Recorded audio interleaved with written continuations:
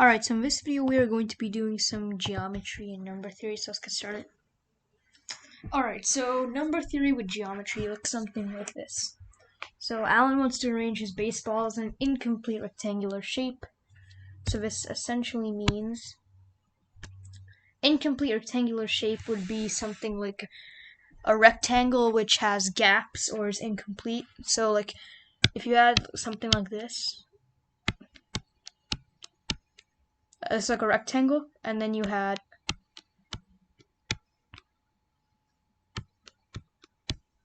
and there's like a gap over here. So it's something like this essentially.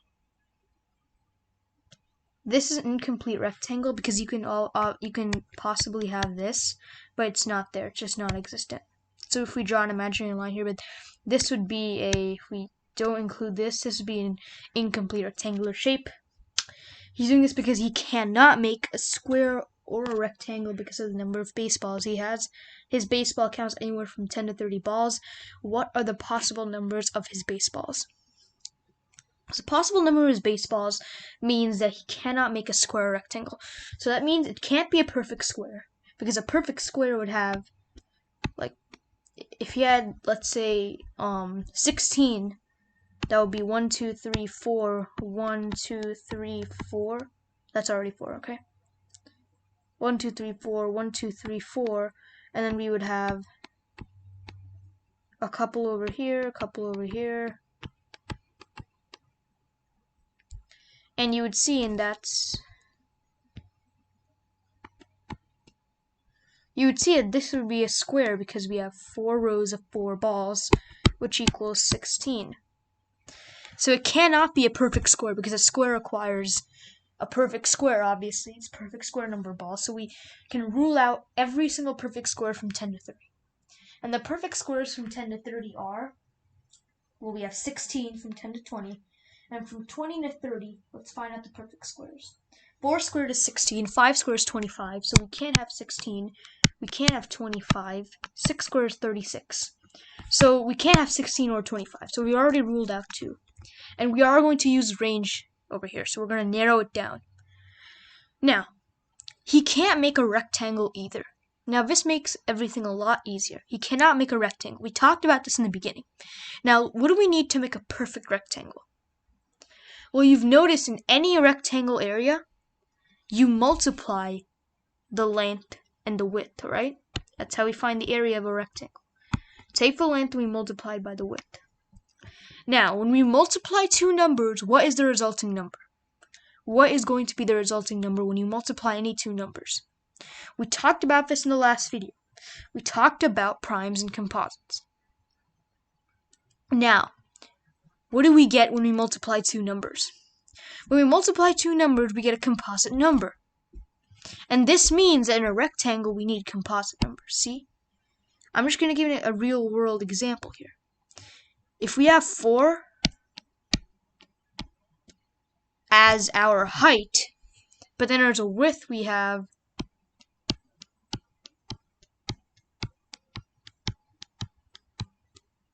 like 11, we're going to have an area of 44. Now 44 is composite, and we're multiplying this to get the area. Now the area of the rectangle is the number, or the possible numbers of his baseballs. So essentially finding the area of this incomplete rectangular shape that we're seeking. We're seeking a rectangle, an incomplete rectangle that could be like something like this maybe. So 1, 2, 3, 4, 5, and let's say we have like 3 over here, and then we have 1, 2, and then we have a gap, then we have something over here. So this would be an incomplete rectangle, because this over here, we have a gap right over here. I'll mark the gap with an X. So essentially, and over here, we could have maybe a gap here, and then some more dots to fill up, and we could have lots of possibilities. So essentially what we're doing is we're just drawing out cases so we can solve the problem. So we already know that it cannot be a composite number, right? We know it cannot be a composite number, because if it's a composite number, it can be a rectangle. Let's just think about this. Let's think about a composite number from 10 to 30. Let's pick 28. Let's pick up 28. Can 28 be placed into a square? No, it can't. But can it be placed into a rectangle? Well, let's try to construct a rectangle with 28 when the area being 28. And we're just going to construct it like this. First, what two numbers multiply to get 28? 14 and 2. There you go. You already have a rectangle. So it's that easy to construct a rectangle by using composite numbers. So now we've narrowed our range down to prime numbers from 10 to 30. We can't have composite numbers because it's an incomplete rectangular shape. So what are the primes from 10 to 30? That's what we're really calculating in this example. We've narrowed it down to the primes. Now, the primes, let's see what the primes are. From 10 to 30. Let's start off by going up by 10. 11 is a prime. 13 is a prime. 14, 15, 16, 17 is a prime. 19 is a prime.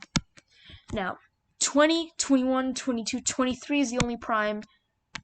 23 is the only prime from 20 to 30. So we can skip all the way to 30. And actually, no, we also have 29. So 29 is a possible case. We have two primes from 20 to 30. So after 29, it ends. So really all we have are possible cases can be 11, 13, 17, 19, 23, and 29. So that's our answer, really. Every single prime from 10 to 30 is our answer. We've narrowed it down using range. And that just shows how range can be used in every single number theory problem. So let's move on to problem 2. Now this problem is a little more complicated, so let's just dive right into it. A shopper is buying oranges. The number of oranges he bought ranges from 10 to 20 inclusive. He wants to arrange the oranges in a square shape so that they're easier to count. The only problem is he finds out he cannot arrange his oranges in a square shape. In fact, he can't even arrange... Okay, so this problem is similar to our last problem. He cannot arrange in a rectangle. He cannot arrange in a square. Doing so would result in gaps and or an incomplete square or rectangle. Any orange more than 15 oranges costs $2 per each extra orange over a total of 15 oranges. 10 to 15 oranges cost $8 regardless of the amount from 10 to 15.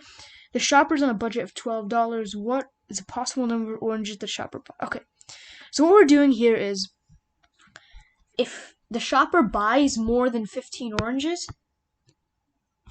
at 15 oranges, his cost is $8. But if he goes to 16, his cost increased by 2, so it's 10. If he buys 17, it's going to be 12. If he buys 18, it's going to be 14. If he buys 19, it's going to be 16. If he buys 20, it's going to be 18. So the maximum amount of dollars he could have spent is 18. That's what you may think. But we also have another case to consider. He can't arrange it in a square shape. He can't arrange it in a square shape or in a rectangular shape. So this means that it cannot be a perfect square. Now it can't be 16, so we're going to rule out 16 out. Because if he buys 16, he can't because he can't even arrange it in a rectangular shape. So it can't be a perfect square. Now 17. Let's check out 17. His budget is $12, so he can spend up to 17. So 17 is a possible case. It's prime also. Now, 8 is not a possible case, and here's why. You can make a rectangle with an area of 15. If we go back to our last problem, we saw that if we're going to make a rectangle, we need two numbers that will build a composite number. Now, if we look over here, if we were to create a rectangle with a width of 5 and a height of 3, and fill in all the gaps, 5 times 3 is 15. So 15 is not a possible case. So every single possible case here is all the primes from 10 to 20. However, with that, we also can't spend over $12. So what are the possible numbers of oranges the shopper bought? So let's start off with 11. 11 is a prime, and the cost of 11 oranges is $8 because any regardless of the amount from 10 to 15 oranges, it'll remain $8. So 11 is a possible case. Now 13 is also a possible case because it's still under 15, so it's $8, and the shopper can afford that. Now 14 is composite, 15 is composite. Now 16 is a perfect square and it's composite, so it's definitely not 16. Now, once we've hit 16, we've gone over 15. So it's 8 plus 2, which is 10. So 17 is a possible case. Let's test 17. 17 is a prime. And 17, if we have 17 oranges, it's just 10 plus 2, which is 12. And that's on the shopper's budget, so it's 17. And let's go to the next prime, which is 19. Now 19, we've already hit our maximum budget. So if we even go to 18, we're going to hit 14. And 14 is 2 above our budget. So we don't want 14, we don't want 19, we certainly don't want 20. So the only cases I see are 11, which costs $8, 13, which costs $8, and 17, which costs $12, which are all affordable in the problem. So the possible number of oranges the shopper bought is 11, 13, and 17. And that's how we would use geometry and range to solve number 3 problems. Hopefully this video was helpful, and yeah.